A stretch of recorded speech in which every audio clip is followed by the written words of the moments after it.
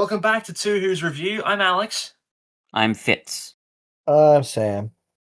and today we will be checking out the Unicorn and the Wasp, the middle episode of Series 4, an oft overlooked episode of Revival Who. The third episode in 4 seasons to be set in a historical setting and focus on a writer, which I think is kind of interesting that New Who writers decided for their historical figures largely to focus on other writers. And quite often it's a lot about like talking up those writers and being like, oh, look at how good writers are. They can solve mysteries, they can hold change back the alien world. invasions, they can change the world. Of those Writers are thick. Of those three, two of them, this one and Shakespeare Code, are written by the same guy. Yeah, that's true. Yeah, that is very true. It's a good point. What do we think of this episode? I liked it. Yeah. Yeah, I think it's okay. I don't think I'm in love with it. I don't know why, but I mean, I've said multiple times this is a season with no bad episodes. This is the worst one of this season. It's still pretty good. Yeah, I mean, there's a certain. I think there's something to be said for charm and what it can do for an otherwise okay story. Yeah. I think this episode kind of like it sort of like thrives on how charming it is. Yeah. Well, I mean, a testament to that charm. Until we had our discussion last time about the Doctor's daughter, based on purely vibes, I was kind of willing to be like, no, actually, I think this one is better than that one, or I like it more than that one. But like, having discussed it, I'm like, no, Doctor's daughter is better, but this is charming enough that for a second I was like, maybe this one's actually higher than that for me. I mean, I found it to be enjoyable, not just for the charm, although that is definitely part of it. I felt that I liked some of the intrigue and the mystery, mainly to do with how, I guess, duplicitous all the side characters are. The flashbacks are kind of fun in that sense. I enjoy the. Actually, it's funny. I mean, you know how we criticized this writer's name? What's his name? Gareth Roberts. Yeah, he's a giant cunt. Fair enough. But we're far enough into it now that that's not going to get picked up by YouTube's auto censors, isn't it? I mean, that would only demonetize us, and we don't make any. God knows we don't make any money off the house anyway. So yes, but in the creative and good friends ledger of life, we are rich indeed. Anyway, I'd rather be rich in money, but well, thank you very much, Sam. Fair enough. Anyway, but when we reviewed the Shakespeare Code, one of the things we criticized it for was the fact that it was ignoring a lot of the more unpleasant elements of its historical context, or sort of brushing them aside. They do a bit of a better job here, I think, when you look at the way it looks at British aristocracy and the biases and bigotries that were rife during that period. A little bit of a shame that it had to go with a kill your gays sort of thing at the end, but okay. But I like how that all Gareth Roberts is gay. There's no way he could ever be some kind of bigot towards the LGBT community. Only some of those letters. Yeah. Yeah, but I like how the context fits in with all the side characters and their backstories, and I like how it is a bit cliche, I guess, when the Doctor's standing there and saying, "Okay, everybody, here's what's really happening, and I know your secret, and I know your secret," but it's kind of. I assume that's deliberate because it's meant to be. I mean, yeah, like It's not a. it It's not a is. It's stand-up cliche Christie. for a genre of thing that Doctor Who normally isn't. Yeah.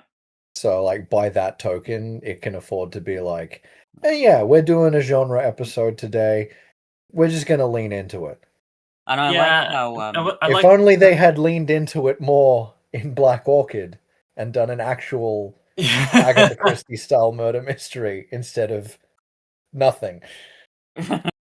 Yeah, that I mean, already was I a would bit of a. rather have something like this than Black Orchid. Like, Oh I think yeah, this Oh, yeah. episode, Obviously, it's a lot of fun when it does lean into those Agatha Christie murder mystery tropes. I mean, it lays its heart on its sleeve very early on when one of the first lines of the episode is, "Ah, hello, Professor Peach."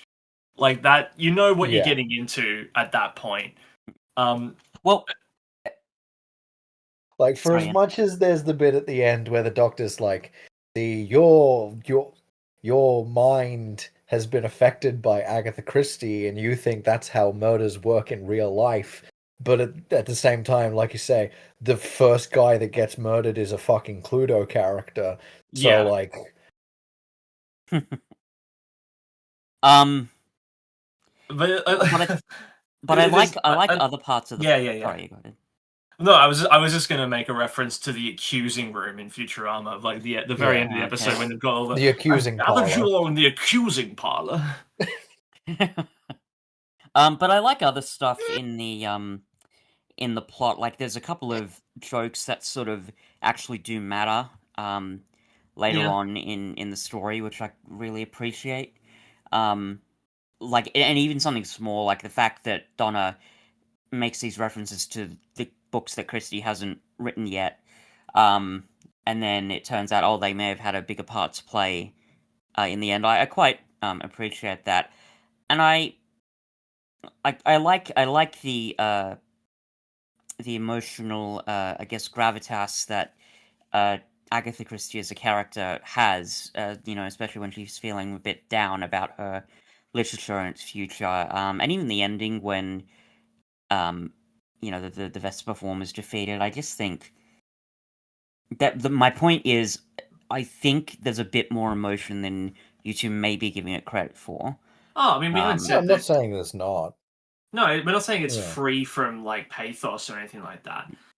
It's just that like that's not really what this episode is remembered or known for. It's known for the clue send ups. It's known for the Doctor being poisoned. It's known for Agatha Christie. It's known for all this other stuff.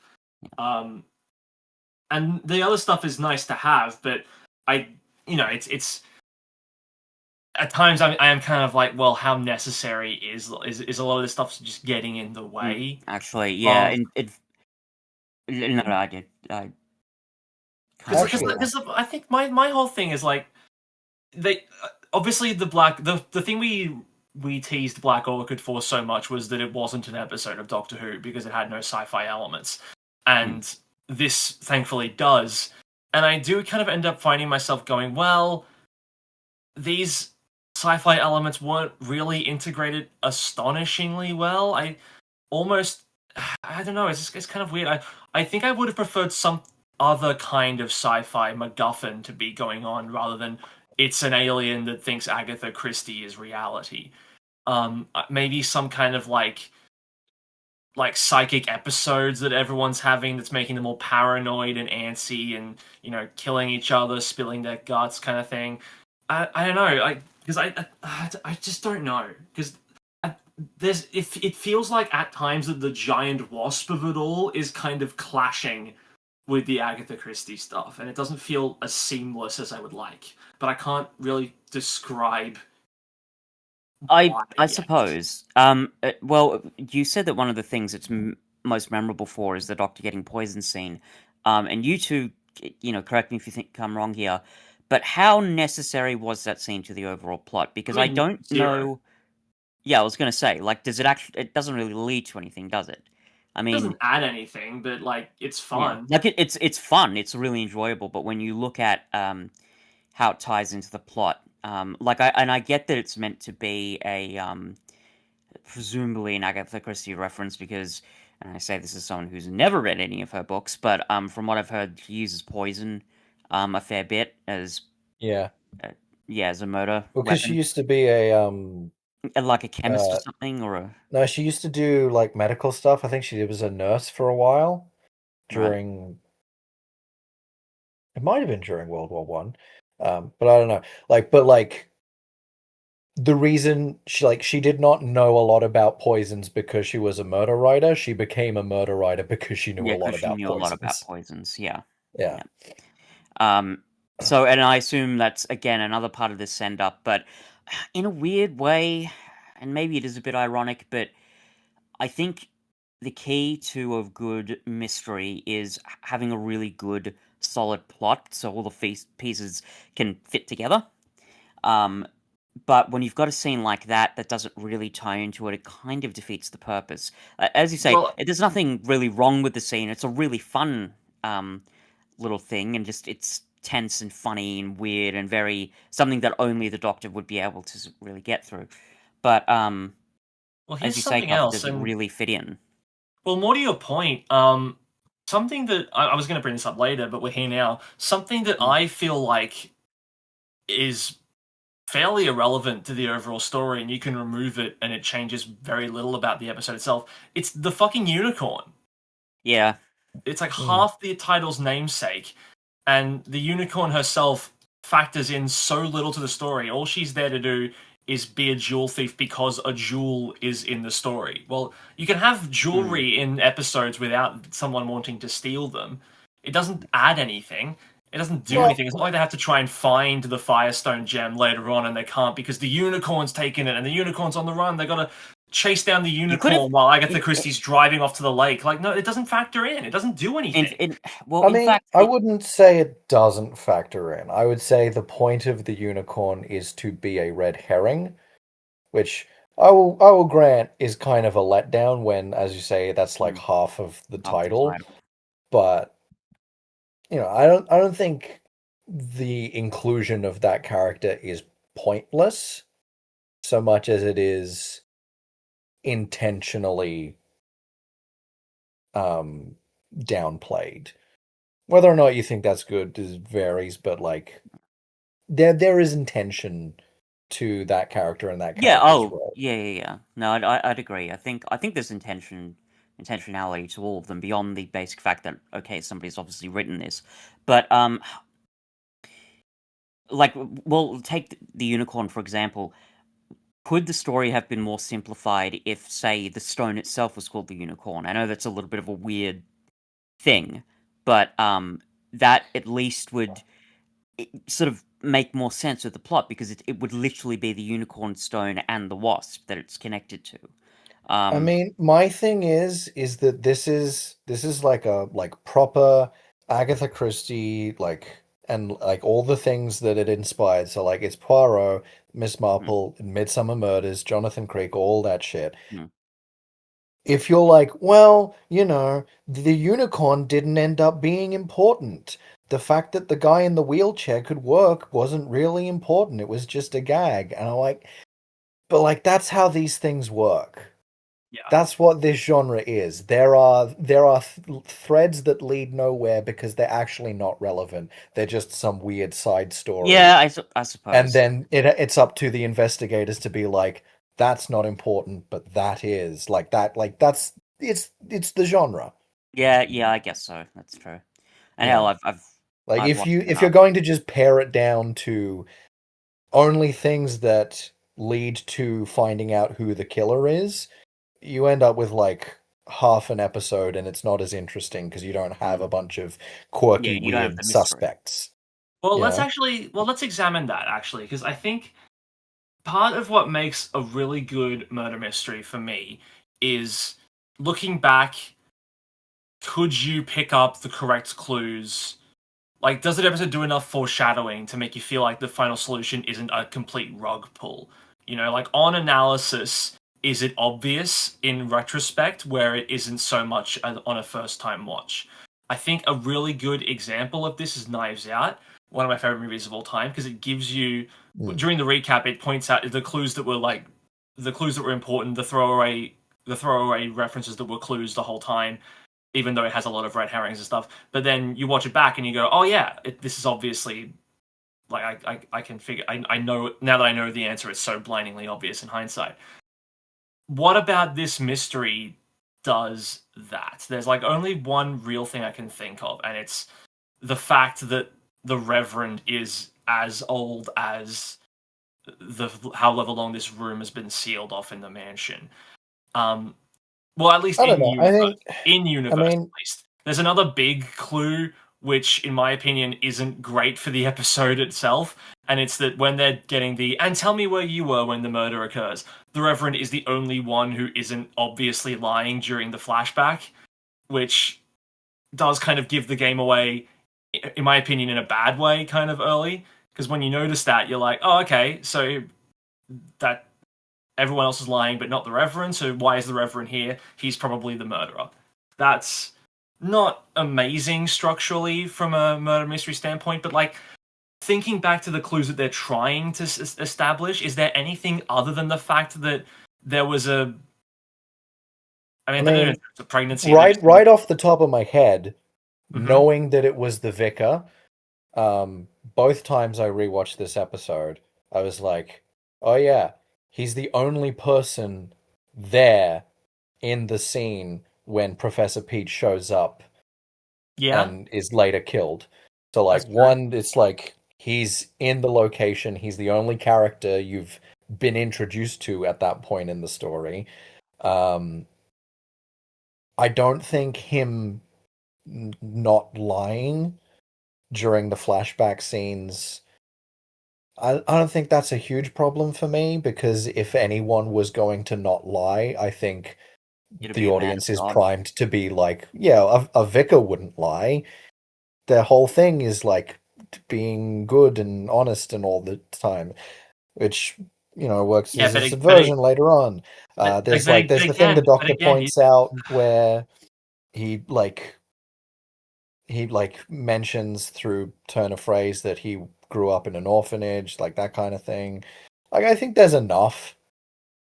I still think that It's the maybe not to not the lying. standard of like a dedicated murder mystery Sure, show like Poirot, but for a murder mystery spin on a Doctor Who, I think it's fine.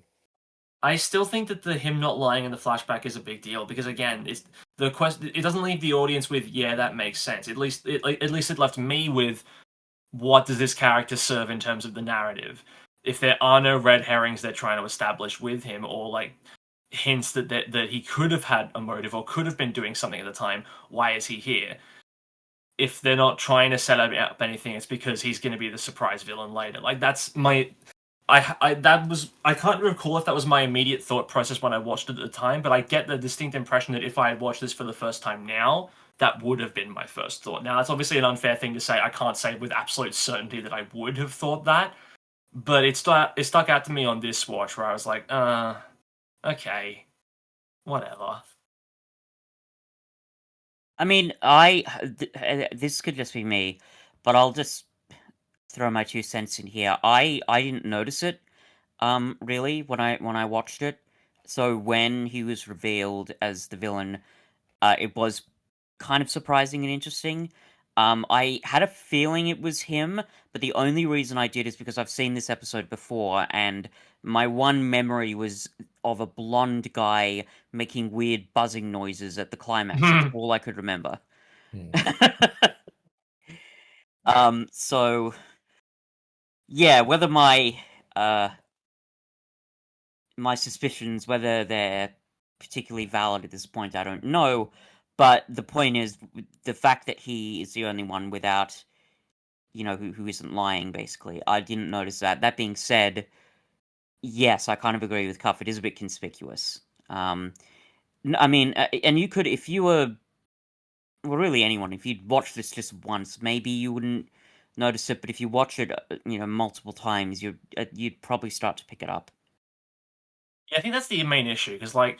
Hmm. And again, like this isn't a genre that Doctor Who does very often, so it feels harsh to judge it among the best murder mysteries out there.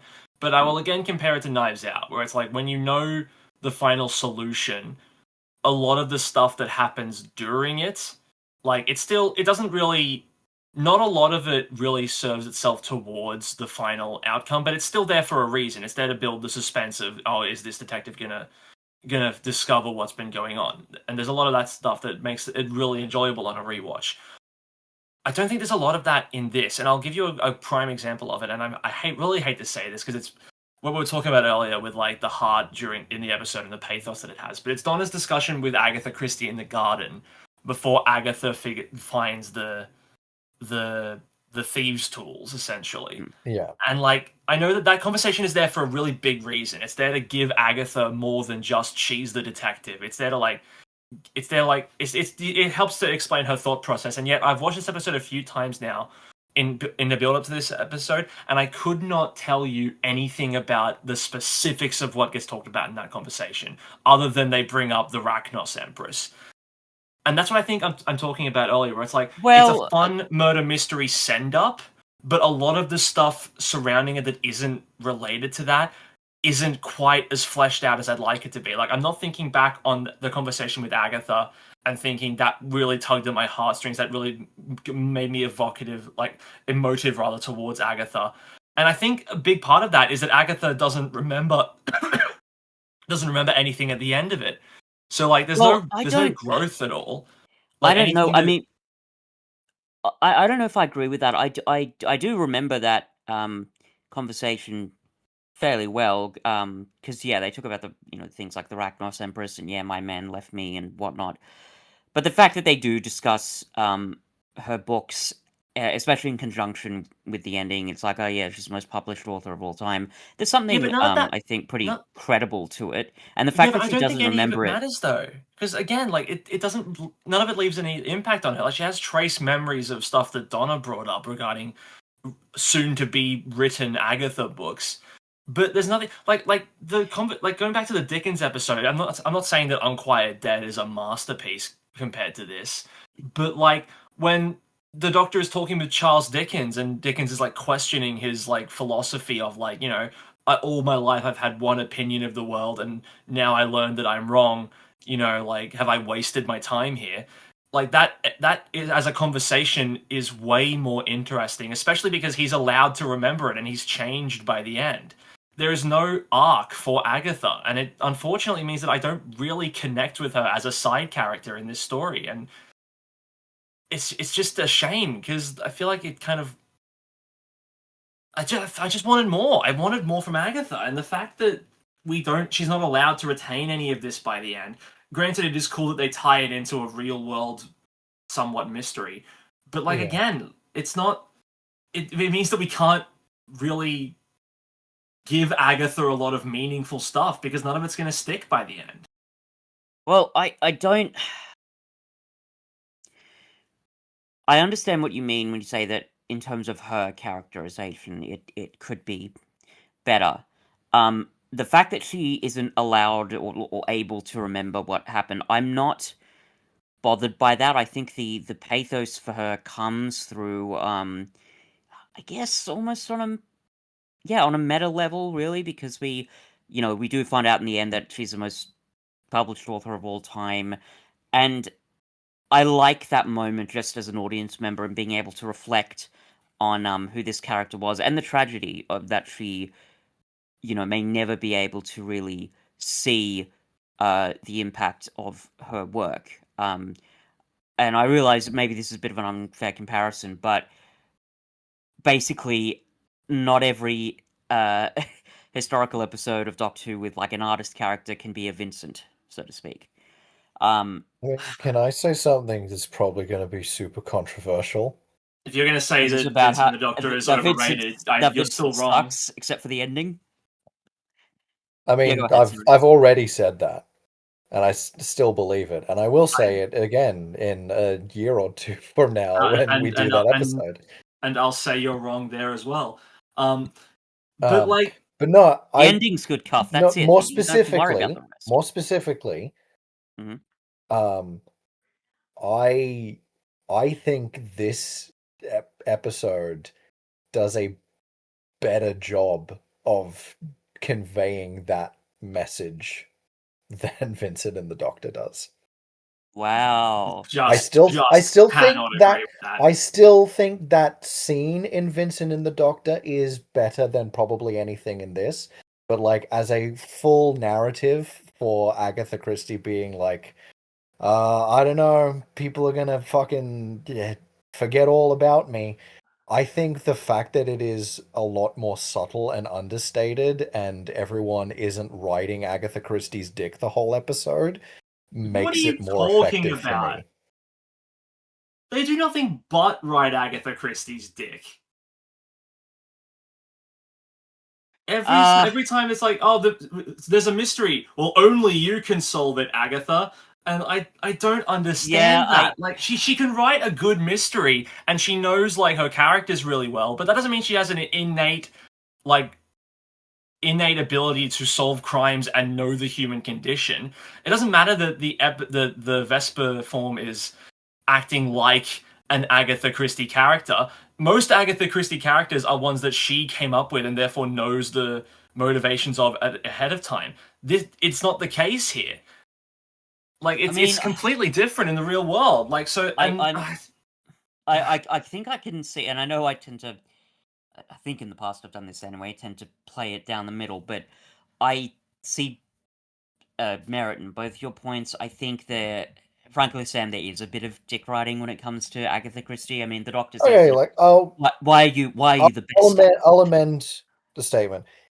There is some dick riding, but I think in the context of the episode and like it makes sense to me that the other characters in the mansion are like, oh, this famous decorated author from now.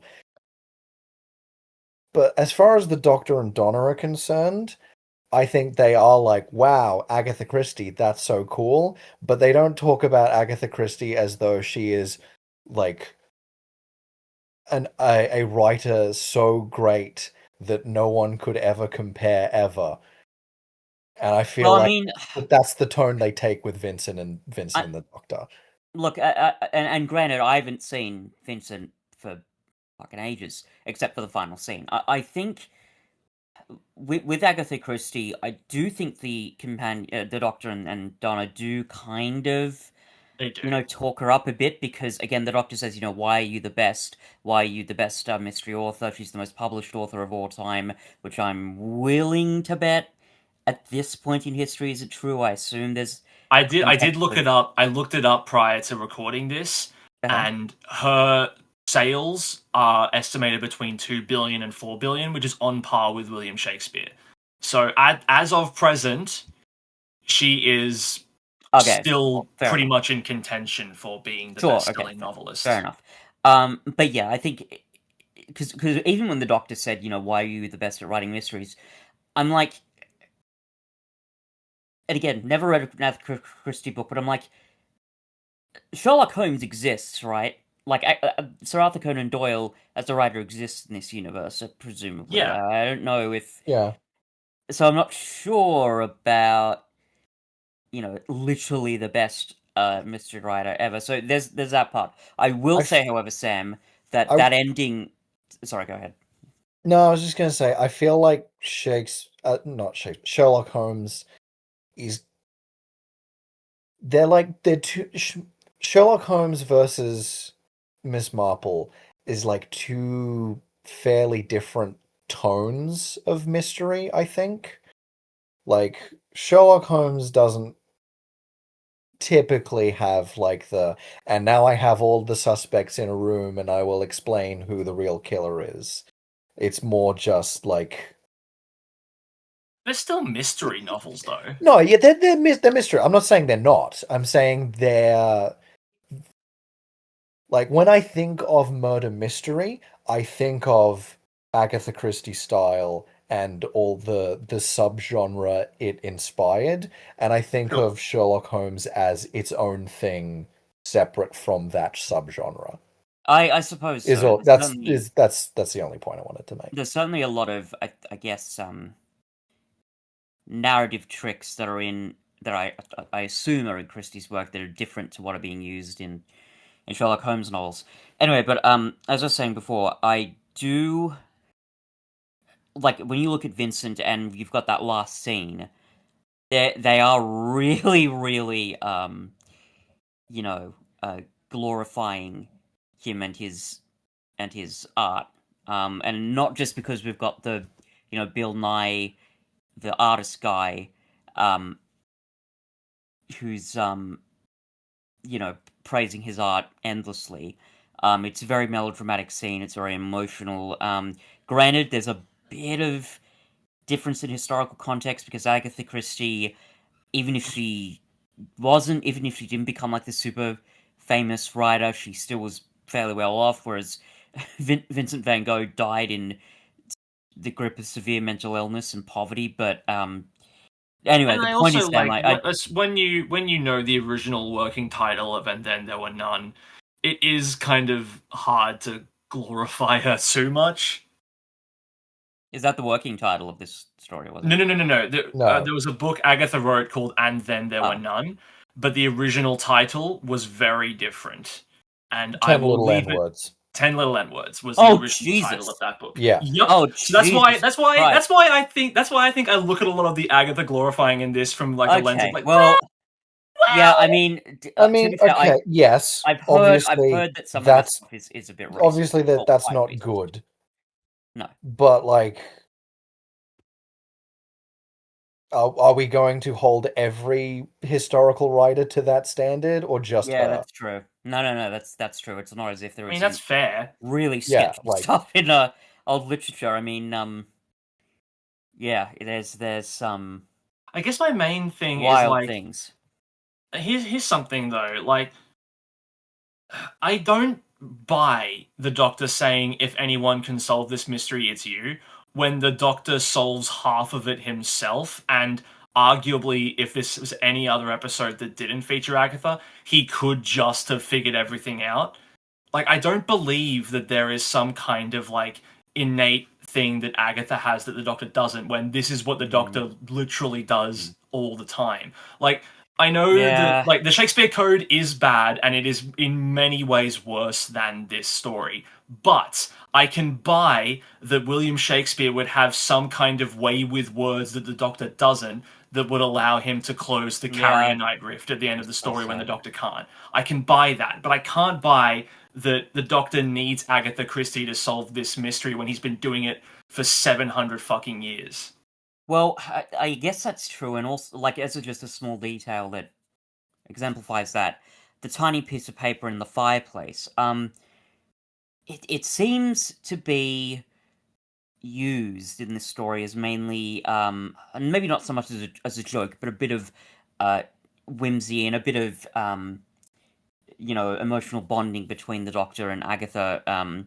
When she realizes, oh, you're a clever man, Doctor.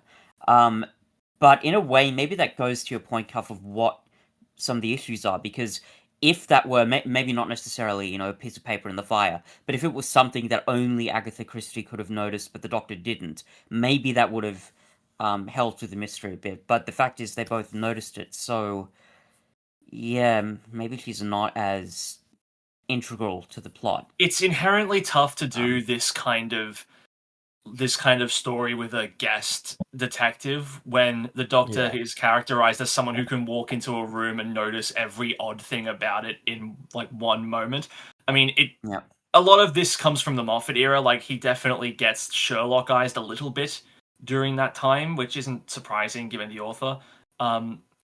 But like, yeah. yeah, I mean, and look, I've been a little like a little unfairly critical of this story. I've been putting a lot of criticism out there. It sounds like I hate this story. I really don't.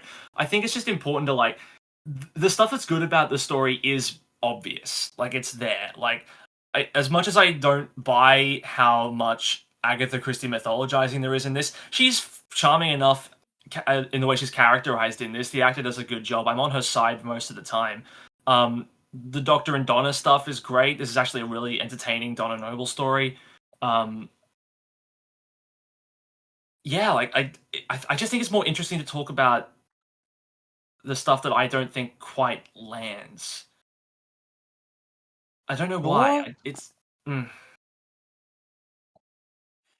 Well, I don't know why that is. I'm I mean, no, that's Yeah. fair. Yeah. Like, I mean, in general, it's usually more interesting to talk about the problems something has than the things that it does well, because Mm-hmm. you just kind of innately feel that when something is done well, it's done well, and that's kind of the end of it. So, like, This is a great I get episode. it. I don't That's necessarily the agree with all the criticisms you're Mhm. putting out, but like I said, this is a good episode. It's Yeah. still easily the weakest in season and 4. of this season. Yeah. Hmm. Um, can we talk about Donna for a minute? Yeah. Now she's had a really great track record in this season so far. In terms of the character arc that she's going on and the way she participates in the plot. I wonder, you two again, correct me if I'm wrong. I think the way she participates in the plot is at the very least not as good, um, as it is in other episodes. Because the only thing I can really think of that she does is by saying, "Yeah, isn't it weird that all these things are like Agatha Christie stories?" And then the Doctor kind of like he puts it all together in the end. But I feel like she No. participates more in the plot in other I mean, stories. No, she scares away the wasp the first time it appears. Yeah, that's true. She gets to give Agatha a pep talk and help her regain her confidence halfway through the story. As much as I don't remember the specifics of that conversation, it was definitely important for Agatha in that moment. So it was great that Donna got to be the one to do that. Um, and she got to showcase a fun side of her personality by being a little impatient during the accusing scene and trying to jump to the end. yeah. Okay, so he killed him. Oh no, so she killed him. So you're saying he killed him, which is fun. Yeah, I I suppose mean, so. I didn't kill them. Yeah. I will say, I think for the most part, her involvement in the story is fine. I think if you like give her too much actual detective work to do, you end up with like three characters doing that stuff, and that's Yeah, probably and a little that's messy. That having been said, since one of the things we've been praising Donna as a character for most of this season is her ability to notice things that the Doctor Yep. otherwise wouldn't, it is a shame that there's none of that here. mm, Um, when you would particularly expect it to because of the genre. yeah, So, like, I don't He think did it's just get to do a necessarily lot a of that. bad thing, but it is a shame that that element of the yeah, character doesn't really get yeah, shown off here. I mean, yeah. she I did think just get to do a lot of it in Doctor's Daughter with figuring out the yeah, dates and stuff, and Yeah, yeah, so, she is the only one to point out why is this so much like an Agatha story. This doesn't make any sense. So, like, yeah, I feel like that's enough for me, especially yeah. I since suppose. we're going to get yeah, a lot of it in the coming episodes. Hmm. I mean, well, as you say, Cuff. I mean, as fun as it would have been to have, Donna doing the detective work. I mean, how would you even make that work when when one of the characters is Agatha Christie? That just would have been a bit weird, I suppose. Like it would have subverted the audience's expectations, but not in a good way. Um, so yeah, fair enough. Um, it's nice to have a Doctor Who episode, especially after this long string, where the Doctor just gets to kind of be. The Doctor doesn't have like a huge pressing like weight on his shoulders for the whole thing, like because you go from the responsibility of the destruction of Pompeii to discovering the Ood slavery camp to trying to prevent a war with the Sontarans to the elation and tragedy surrounding his daughter. And then a little fun, wacky murder mystery. Like it's Yeah. great yeah. that the It's Doctor like, gets to be man, a well, little more just jovial. there's only 3 people who died this time. That's actually a pretty good run for me. And he gets to do his thing. He's being eccentric. He's running around. He's Yeah, detoxing with anchovies. He gets caught Yeah. up in reliving his like time with Charlemagne in Belgium or whatever it was, Yeah. which is fun after the string of flashbacks to have the Doctor suddenly flashback the moment he sits in the Mm. flashback chair. yeah. There's a lot of fun stuff like that in this. Mm. Speaking of that title that shall not be named, Mm-hmm. I do have pulled up a paragraph of the episode's wiki page that lists Oh, every I'm title that was referenced. Oh, Agatha Christie Robert, titles. yes, Roberts and Davies held an unofficial contest to see how many references to Christie's work could be inserted. Titles that were noted were The Murder of Roger Ackroyd, Why Didn't They Ask Evans, The Body in the Library, The Secret Adversary, N or M, Nemesis, Cat Among the Pigeons, Dead Man's Folly, They Do It with Mirrors, Appointment with Death, Cards on the Table, Sparkling Cyanide, Endless Night, Crooked House, Death in the Clouds, The Moving Finger, Taken at the Flood, Death Comes at the End, Murder on the Orient Express, and Murder at the Vicarage, and a deleted scene referred to The Man in the Brown Suit. In an Holy shit. email conversation with journalist Benjamin Cook, Davies admitted that he had initially added a reference to the original title of And Then There Were None, but Oh, decided it was too risky. I Mm. heard Yeah, good about that call. somewhere before. I'd forgotten that. Yeah. Fuck me. Ha! The narrative itself parallels several of Christie novels. The Jewel Thief storyline parallels The Secret of the Chimneys. Miss Chandrakala's death was influenced by And Then There Were None, and the Colonel's revelation that he wasn't disabled paralleled a key concept in The Pale Horse. And also, David Tennant's dad was in this one. That Really? wasn't in that same paragraph, it's just the next thing underneath it. I was not aware of that. He was? Yeah, he has a silent cameo as one of the footmen because he happened to be visiting David on set, and they were like, slap on a costume. Oh, that's Cool. fun. Yeah. By the way, can we talk about the flashbacks for a second? And this is a bit of a nitpicky thing, but I'll bring it up. I don't like the really kind of dumb, cliched, wibbly wobbly, transporting back into the flashbacks thing. Like, I get the Doctor What, Who, the effect especially- itself, or... Yeah, the effect itself. Again, a Got it. small detail, but it just... I mean, yeah, And I but you get don't that- like things that are fun, Fitz. This is Hey, look, this is a known and understood thing about you and has been for years.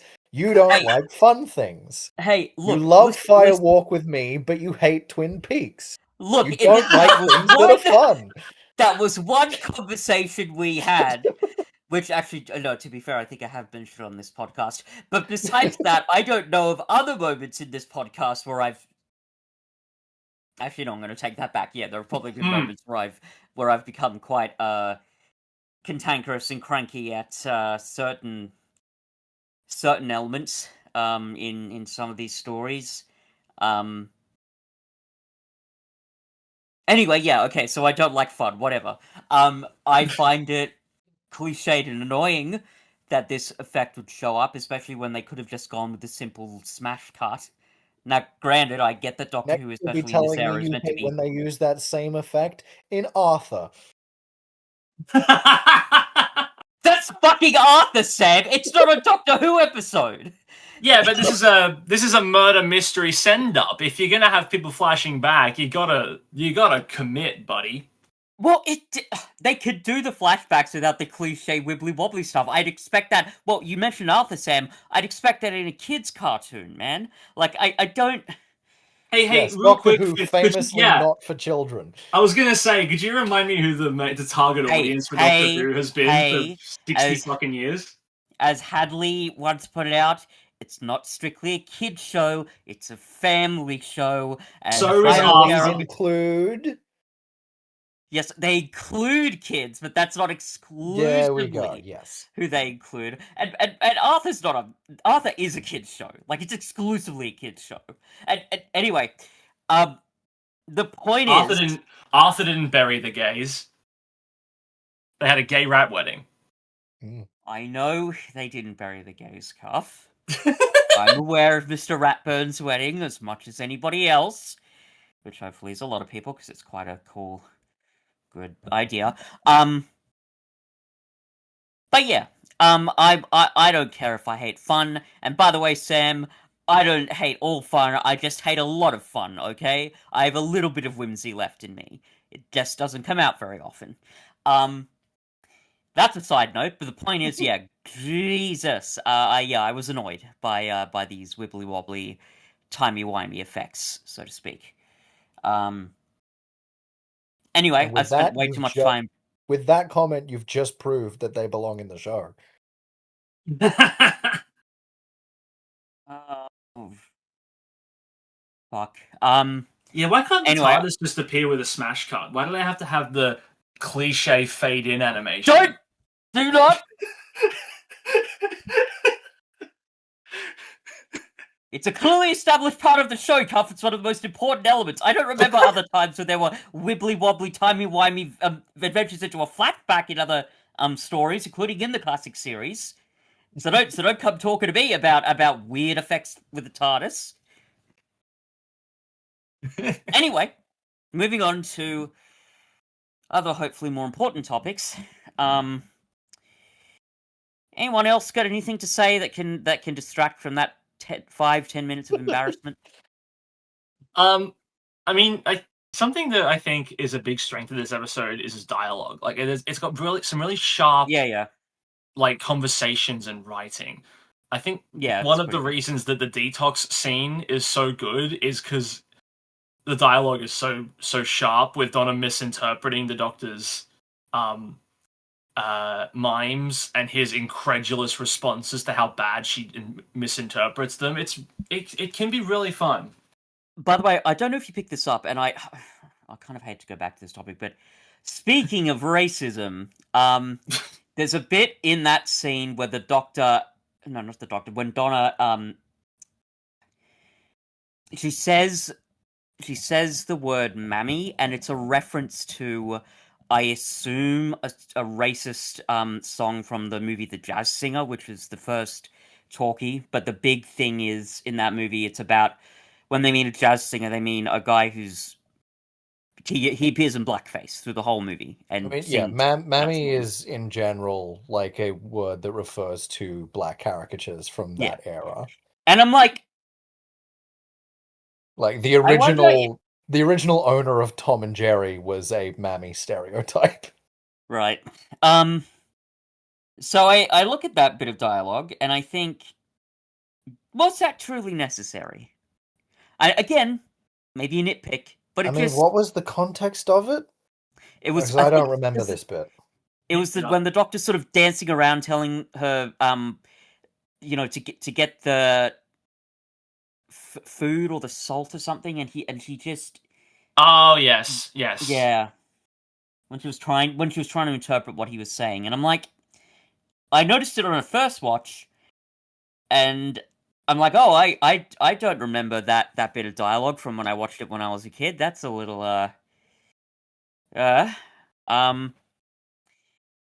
Anyway, beyond that, though, yes, I agree, Cuff. Most of the dialogue in this story is pretty good, fun and quite witty. Yeah, it's just just pretty good. Like, even small things that give a flavor of the time period. Like the bit where Agatha Christie says, can't a woman make her way in the world? And the guy in the wheelchair just says, don't give my wife ideas. I mean, that's gross, obviously, but it gives a strong sense of historical context, which is quite good. You gotta love the sentimentality with which that guy says, well, my darling, the only way I could make sure you wouldn't break up with me was for me to gaslighting and lying to you. And to fake a horrific spinal injury. Oh, dear. Yeah, like, there's a lot of fun stuff, like, not like gaslighting, but there's a lot of fun, like... Yeah, fun little bits here and there. Fun, fun dialogue stuff that pops up, like, every now... Like, whenever they go, like, they call reference to the British demeanour by being like, stiff upper lip, what? Nothing unseemly. Yeah. That's interesting enough. I guess it's an element that runs through the entire story. It doesn't really get... There's not a huge, like, spotlight that gets shone on it. I don't think there needs to be, but it's just like a little fun layer that goes through the entire thing. Well, I like the fact that thematically it comes back in, not really a plot point because it's the things that happen after the story, but when the Doctor says, they're never going to talk about this because they're too British and proper and they've got reputations to deal with. That was kind of cool. Also, another small detail. The guy who was murdered first. Now, he's murdered by a giant wasp. Yeah. Now, how would you think a giant wasp would kill somebody? With As a is pipe. implied later on in the episode, they might sting them with their giant motherfucking stinger that they've got at the end of their body. But no, they decided to go with the rather pedestrian clubs on the head. Now, granted, I did on a second watch, I realized, I assume that's probably in context with the fact that the Vesper form has taken on, Yeah. Agatha Christie's writing, Yes. and which is Professor pretty Peach cool. with the pipe in the study. Yeah. But it was just it was just funny, I think is what I thought. Although that being said, I don't know how the hell they would get away with in Doctor Who showing a man who's been gored by a gigantic stinger that can Yeah. break through the doors. So yeah, that's also an issue. But yes, it's just a funny detail. I think when I first watched the story in preparation for this podcast, I'm like, oh, that's interesting. So is the Vesper form like? Does it have a more human intelligence? Does it Does it talk? Does it do stuff? Anyway. It's just. I mean, it's kind of in a weird way brain damaged by the Firestone and Mm. like it's an unwittingly tragic tale for our main villain of this. Yeah. Like, which I also like, by the way. I think there's yeah, I kind of do as well.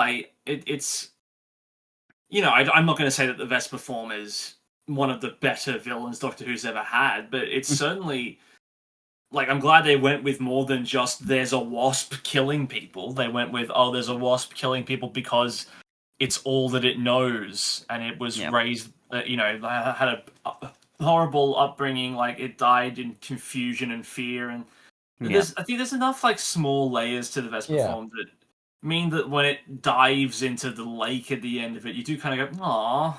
Yeah, and also, in a way, that's kind of helpful for the Doctor's characterization as well, because in conjunction with stuff like the ending of Partners in Crime, it shows that he's changed a lot from the past season. I go back to, I mean, they mention the Rachnos in the story, but I go back to when he slaughtered the Rachnos young. I get the feeling that this version of David Tennant's Doctor wouldn't do that. Even with the clues to his character that we've been given in this story. So it's helpful for that other reason.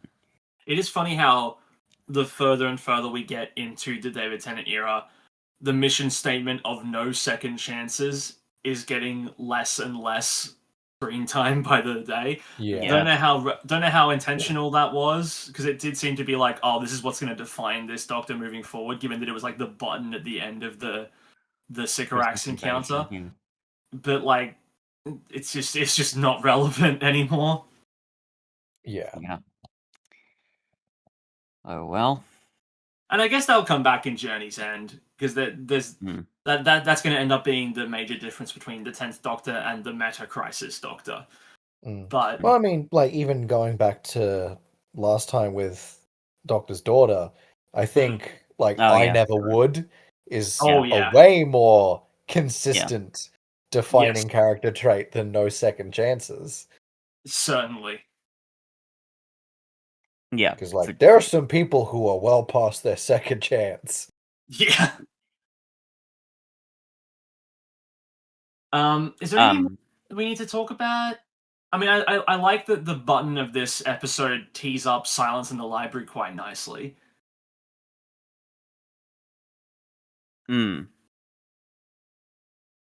almost like they find out that the book was published in the year 5 billion or whatever, and then the Doctor goes, oh, or even though we know that they end up going to the library because River Song sent them a message, so it ended up being a huge coincidence at the end of the day. But it's neat. Also, library filled with books and the stories about a writer. There's something there, right? I don't think so. Who doesn't like fun now, Guff? I like fun when it's intentional. I famously don't like fun when it's unintentional. I famously hate The Room, and I cannot get behind it as a viewing experience, even when viewed ironically. I Okay, just okay. hate it. I'm sorry, Cuff, but enjoying that movie, that's a key piece of fun. Yes, it's terrible. Yes, it's unintentional, but it's so unintentionally bad that you can't deliberately make a movie like that. It's so stupid, it's so funny, and I've never quite understood your hatred of it. I mean, I remember you enjoyed Tammy and the T-Rex when we watched it, and that movie is also garbage. Granted, a very different movie, but still.